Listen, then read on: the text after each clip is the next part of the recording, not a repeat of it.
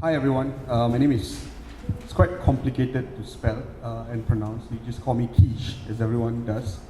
As Puan Ida mentioned just now, I'm a sports writer, sports journalist.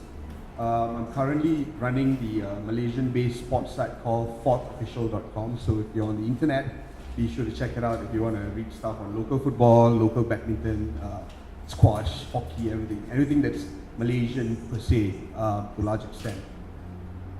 I'm going to talk primarily about how sports journalism in its entirety has sort of helped me understand everything that I know about the world today, to a large extent as well. And I'm just going to start off by talking about Ipoh. Like, when you hear the word Ipoh, what's the first thing that hits your head? It's a small town. Yeah, food is one. But to a large extent, it's a small town. It's a quaint little place that has withstood, to me, I think it has withstood the test of time and modernization. You come to Ipoh, I know it's getting modernized by the day, but it's still relatively quaint. It's still relatively old school. It still gives you the very retro vibe. And growing up, I loved everything about Ipoh. I wasn't from Ipoh per se. I was from Tapa, a smaller town. But I eventually moved to Ipoh with my family. And growing up, Ipoh was all I cared about. Like, I was never a fan of KL. I was never a fan of anything else. I just wanted to be in Ipoh. I loved Ipoh.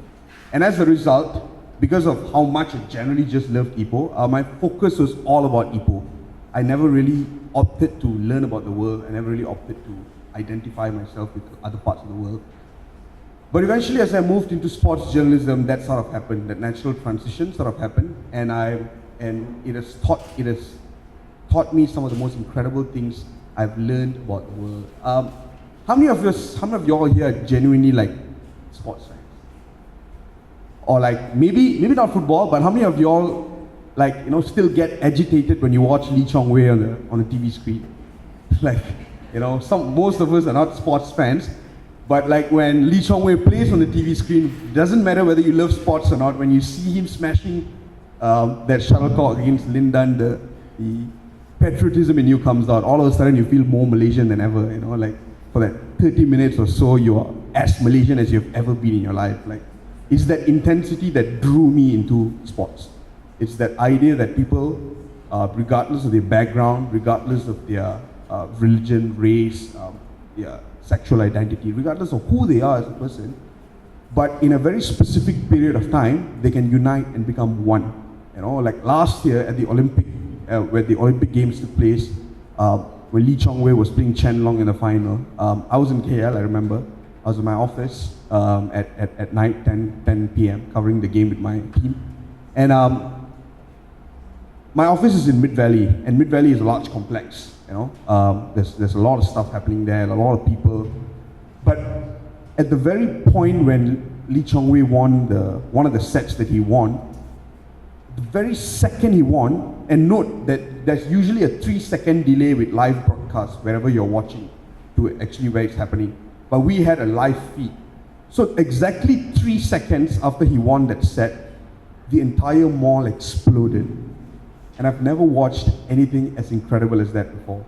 It's insane how people just explode at that moment, regardless of their religious identity, regardless of all the differences that they had. You could be fighting with someone in your office during the day, but at night when Lee Chong Wei plays, you're automatically drawn to that one identity that gets you together. And I think that's the most astounding thing about sports that drew me into it at a very young age.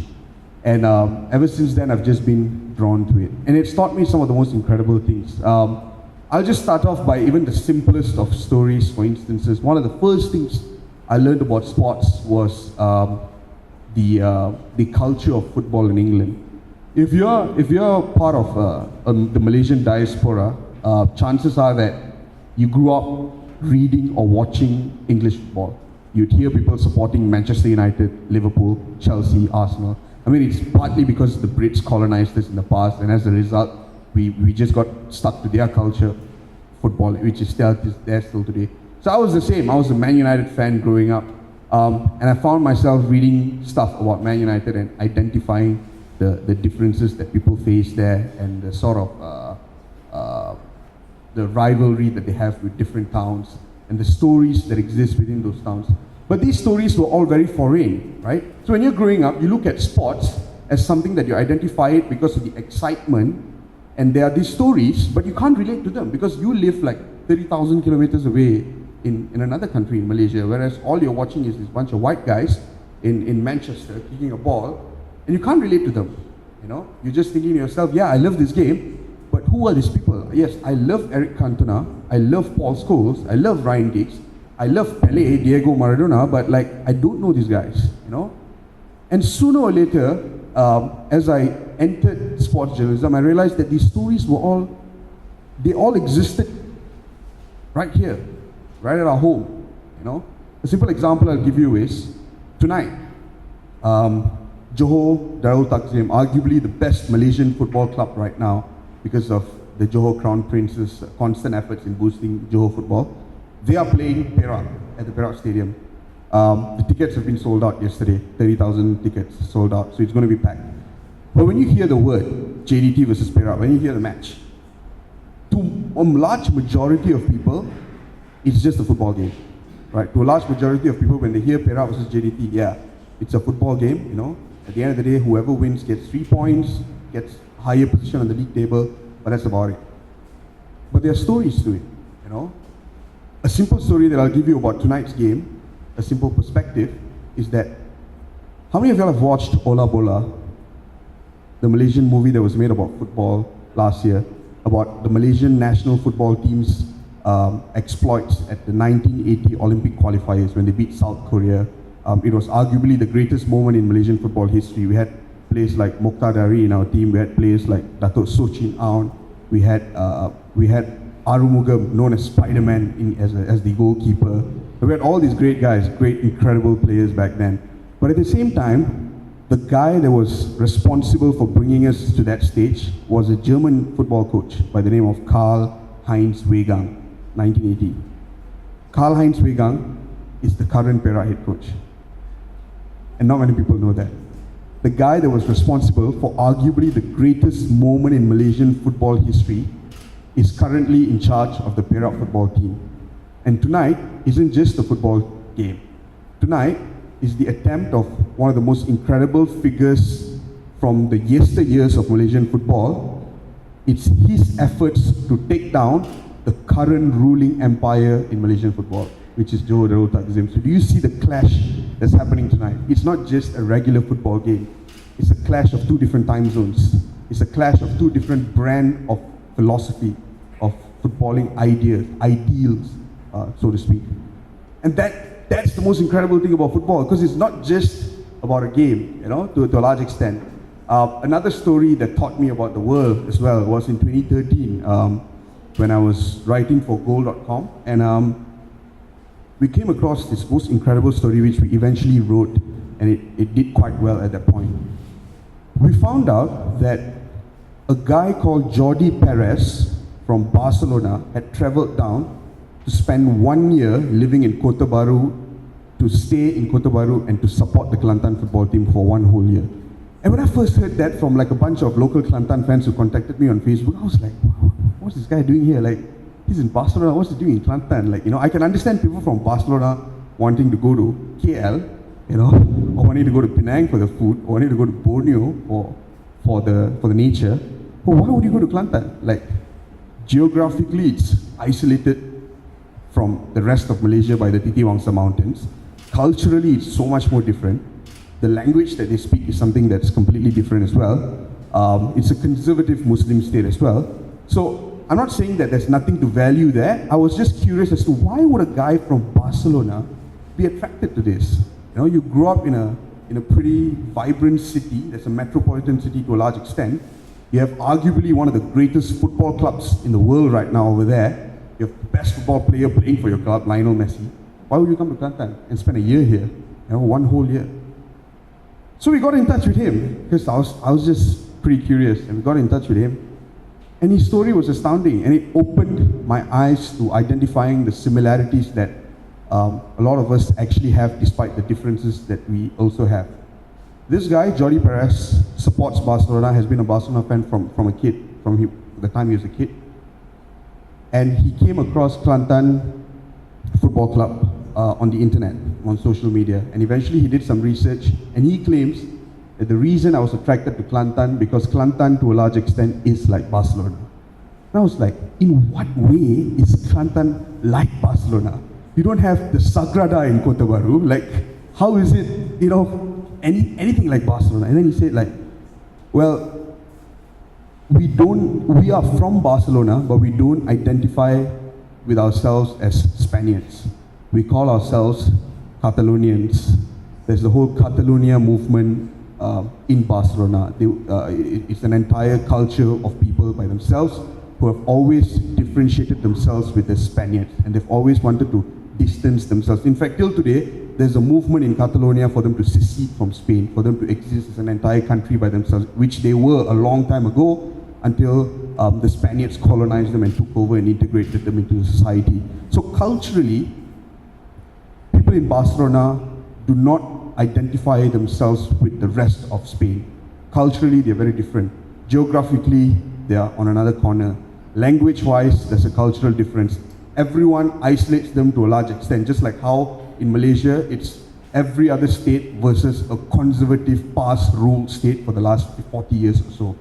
Historically, it's a very different country. The way people behave, the way people react, the way people talk is different. And he felt that there was that similarity between Kota Baru, that similarity between Kelantan and Barcelona. So for him, Malaysia was Spain. For him, Kelantan was, Catalonia. For him, Kota Baru was Barcelona, and Kelantan Football Club was FC Barcelona. And he came here, he spent a year in Kota Baru. He lived with local Kelantanese people. He learned the culture. He learned how to practice silat. He learned the language. 1 year later, he left and went back to Barcelona. But till today, he's on Facebook. He still keeps in touch with the Kelantan football team, and he has completely mastered the Kelantan language. And that taught me about the world. I never knew of the differences that we have, despite because if you read the newspapers these days, if you watch the TV, especially these days, with the whole populist Trump ideology happening in Europe and in America, it's easy to feel that there's so much a difference between people in the world. But believe it or not, there's a lot more similarity than we actually think there is. And these are the things that I've learned through it as well. Another incredible story that taught me about the world was that when I found out that people talk about Israel and Palestine, people talk about the conflict between Israel and Palestine, and how it's a conflict that's so difficult to manage because it's two cultures, and they have been at war for a very, very long time, and it's very difficult to find a solution to that conflict as well. And if you were to read the newspapers, they would brand it as if Israelis and Palestinians genuinely just hate each other. A lot of the reports are very unnuanced. A lot of the reports are very generic to show that, that it's two cultures that are completely against each other, that there's zero possibility for tolerance. In fact, that's the sort of vibe you will get if you were to read media reports on the war there. But in Israel, there's actually a Palestinian football club that plays in the Israeli league. It's known as the Saknin FC. And it's a club that's based in Israel, and it's purely made up of Palestinian players. And that's the way they champion the Palestinian culture, the way they champion the Palestinian value. And they're part of the Israeli league that accepts them, And these are regular people that are part of the society. So we got in touch with one of the players who plays for the team, and he says that me being a Palestinian playing in Israel, a lot of people would think that I can't even walk on the streets because people will shoot me. A lot of people think that, what am I doing in Israel? Like, I'm a Palestinian. But to a large extent, the war is political because within the grassroots, the people accept each other. They don't look at each other. They don't hate each other as much as the politics of the war make us believe they do. So it's a lot more different, and it taught me a part of the world that I never knew that existed in the past as well. Another incredible story that I learned of was to understand about the world was the North Korea-South Korea war. North Korea and South Korea have technically been at war for ages now, since the Second World War. So the Vietnam War, the Korean War was never ended. It was just a truce, temporary truce. And if you are unexposed to North Korea, chances are you'd think that it's an isolated country with very little exposure to the world. But there are North Korean footballers that play in leagues abroad that we never knew of. There's a bunch of them that play in the Thai league. There's a North Korean player that plays in the German league until a few years back. And when I was at Goal.com, we got in touch with a North Korean player who played in the German league. And he went on to explain how things were at North Korea and why North Korea to a large extent is misunderstood by the rest of the world as well. Yes, it's a brutal regime, but at the same time, it's not as horrible as some of the media would make you believe it is as well. So there's different stories to this incredible things that I've learned through sports journalism. But I think the pinnacle of it all was just understanding what football meant all around the world, to different people and to different cultures. To Brazilians, it's religion. It's more than just religion. It's more than just a game. It's a religion. It's a belief system. It's something that they completely identify with. To people in China these days, it's more of like a necessity. It's being included in your school curriculum. So the cultures are different everywhere around the globe, and that's what makes sports journalism such an intriguing thing, because it has taught me about different things in the world as well. And I think the most astounding thing right now, the biggest shift, and I was having this conversation earlier just now during lunch as well, the most astounding thing that's happening to sports journalism right now is that the world of sports is evolving. The biggest thing I have had to accept in the last 5 months was accepting e-sports as a legitimate form of sports. So fourthofficial.com today does not only cover football, does not only cover squash, does not only cover badminton, but we also cover Counter-Strike. We also cover FIFA 17. We also cover Dota 2. We also cover League of Legends. And these are computer games that a few years ago, a bunch of kids, you would see them playing in cyber cafes. But today, it's a multi-billion-dollar industry. It's a legitimate form of sports. And I'm a traditional guy in a sense that I'm a traditional sports fan, right? So for me, sports is all about, the passion, the sacrifices that you make, the stories that exist behind this battle. So when I first heard about this whole idea of a bunch of guys playing computer games, in my head, I'm like, no, that can't be sports. It's just a hobby, You're sitting in front of a computer desk. You're just playing a bunch of games. Like, what sacrifices are you making? I mean, what are the stories there? Like, there's no value to it. How can it be, recognized as a legitimate form of sports? But eventually, over time, you start to realize that the industry is a lot more nuanced. So, 10 years ago, it was just a game. 6 years ago, the owners of Dota 2, Dota 2 is one of the most popular online games in the world right now. The owners of Dota 2 decided to start a world championship for that tournament, and they called it the International. And when they hosted the first world championship, the prize pool for that tournament was crowdfunded from Dota 2 fans across the world. The first edition, the prize pool was $1 million US. The winner got $1 million US. Last year, 2016, was the seventh edition of the tournament of the International. 7 years after it started, last year the prize pool was $19 million US. And this is crowdfunded. This is completely crowdfunded. 19 million accrued from fans of Dota 2 alone. And this is just a singular tournament of a singular game. You have multiple other Dota 2 tournaments, and you have multiple other games. You have League of Legends, you have Counter-Strike, And so when I heard that, I thought to myself, yes, okay, fair enough, it's crowdfunded, which means that there is attention for it, which means that there are a significant amount of people who love the game. But just because there are people who love it, and just because there's attention about it, doesn't mean it's a sport, right? What did these guys sacrifice? And then I went on to speak to the people in charge of esports, and they told me certain things that blew my mind. For instances, in South Korea, in places like Indonesia, esports has been officially recognized as a sports by the Ministry of Sports. So these players, when they retire, they get the perks that regular athletes get when they retire. These people train 14 to 16 hours a day, esports. They have theory training, they have fitness regimes, they live in clubhouses, they've got fitness gurus that accompany them throughout their regime. They get paid on a monthly basis to play these games professionally. They live the life of an athlete. They make sacrifices. They leave their families behind. Some of them leave their families behind in the United States to go and live in China and train esports, train Dota 2 to 14 to 16 hours a day. And these esports organizations, they are run very professionally, meaning that they have a system, and they've got scouts. For instance, in South Korea, one of the biggest esports organizations, MVP.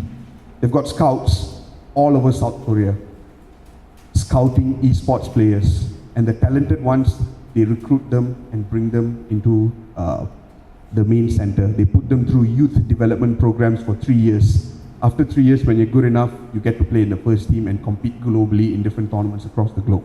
These guys are multi-millionaires today. And the biggest story that blew my mind was the story of a Pakistani immigrant kid. There's a kid called Sumail. Today, he's about 7. This year, he's turning 18.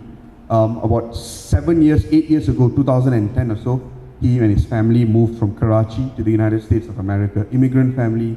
Life was not easy even when they moved to the United States. Financially, they were not doing very well also. But what happened in the United States was this kid started playing Dota because of friends in school. Eventually, he started skipping school. He started going to play computer games in the cyber cafe. And the turning point for his parents was when one day he sold the bicycle that his dad bought him as a birthday gift, just so that he could afford to play in a cyber cafe for one day, Dota 2. That was the day the dad and the mom just agreed that our son is a failure. That our son has failed in life and we have failed in raising him. But little did they know that the son was building a reputation for himself in the online world for being an exceptional Dota 2 player. Okay? And somewhere around the line in 2014, there's the esports organization in the United States of America that's called Evil Geniuses. So the team manager of Evil Geniuses and one of the recruitment officers knocked on his house door. And they were dressed up in suits, and they knocked on the house door, and the parents opened the door, and the parents said, like, "Oh, who are you looking for?" And then said, "No, we want to meet Sumail." And the parents panicked. It's like, they thought it was CIA or FBI knocking on the door, and they were like, "No, what did my son do? Like, he's only 16, like, what could he possibly do at this age?" Then they said, no, we are from an esports organization. The parents didn't understand, what does that mean?